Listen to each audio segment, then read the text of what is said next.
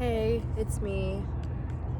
I am currently at the infamous Zilker Park eating some yogurt and ready to read a poem. I have been sitting here for like 30 minutes now, figuring out what book, or not what book, I know what book, what poem I'd like to read.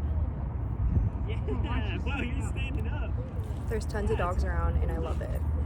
And there's also a lot of construction because they are doing the holiday lights. So I found this nice little spot to read.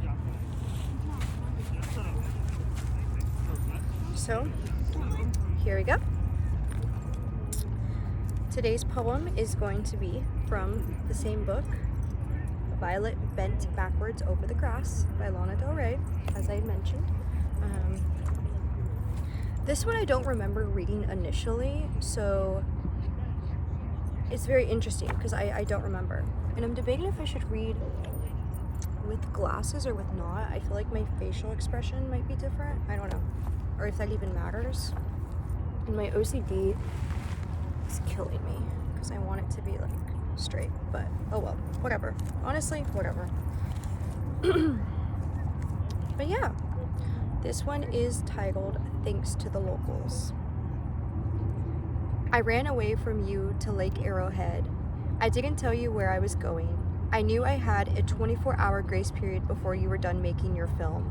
I went to an AA meeting, and my share read like a tale of a battered housewife. I felt everyone's eyes on me. The rehab kids in the back row stopped throwing spitballs at each other and stared at me. I fucking hate my life. I waited after the meeting in the parking lot for any of the local ladies to come up to me. Only one did, Kira. I don't really have much advice for you, she said. I was in over my head, out of my league, in the wrong place, wrong season, wrong time, wrong face, and I knew it. And I didn't know what to do.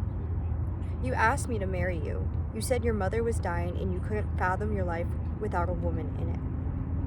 I was tempted, but it didn't seem like a good enough offer. I wanted more than that, even though I'd never had anything. No one person to call if I had changed my dollar in for quarters to ask what they thought about it. But there's always been just a little tiny piece of me inside, the size of a small slice of angel cake, that knew, somewhere, somehow, that I deserved better than someone like you. So I got back into my truck in the dark, my little yellow pamphlet with 2 numbers on it that I would never call crumbled up. Kira with her local area code, and gratefully also her sponsor, Gail from Palmdale. I didn't feel better and I didn't use the numbers, but I thought that I had been very brave, that I did the best that I could, sharing in a big room, tears streaming down my face in my high school flannel, just to say, the man that I love hates me, but it would be easier to stay. At the last person's lights flooded over my windshield, the night became very quiet, and I thought, if I go back and I end it, how would I handle driving down your street and it becoming a distant memory, not reality, no longer sweet? Sweet the way it tastes in my mouth to say your name, sweet like when I was young, driving down those roads before we were done, before any big battles were lost or won. Unbeknownst to everyone except for you and me. As sweet as a junkie's limited concept of love can be, I thought because you were clean, you were a lot like me. Wanting to be closer to something big and free, but some people need their secrets. And now my greatest battle will be this unchained melody in my heart. From not having you next to me, to shut the door on my past and step blindly into the abyss.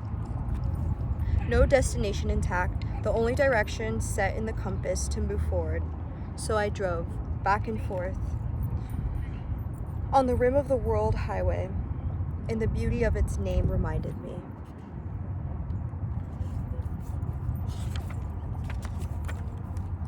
That I was beautiful, that some things are beautiful for no reason.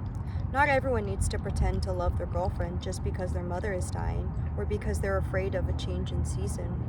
Anyway, I don't have a pretty couplet to give resolution to this poem. nothing very eloquent to say, except that I was brave and it would have been easier to stay. And that's the end of the poem.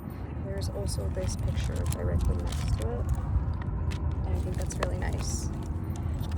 I really like this poem. I think it's her in a very vulnerable state, and she's aware of the situation, but I feel like she doesn't want to let go.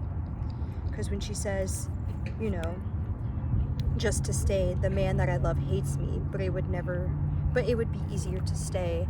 I feel like with a lot of women, they find themselves in situations that are similar to where they know that it's not right for them, but it's almost a sense of comfort that they feel with that person, almost like a trauma response. So I think that's really nice.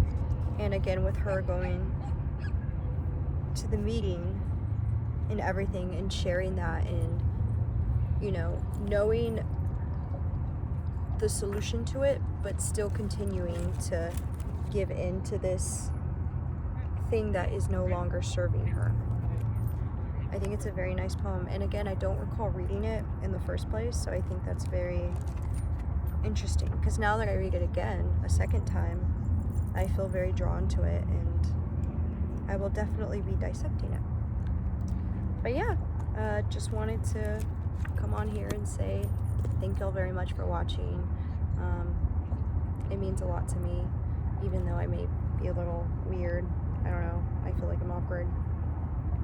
But yeah, I am gonna relax now and read a book that I am reading, which is The Ballerina Mindset. So, we'll get to this, and y'all have a good rest of your day.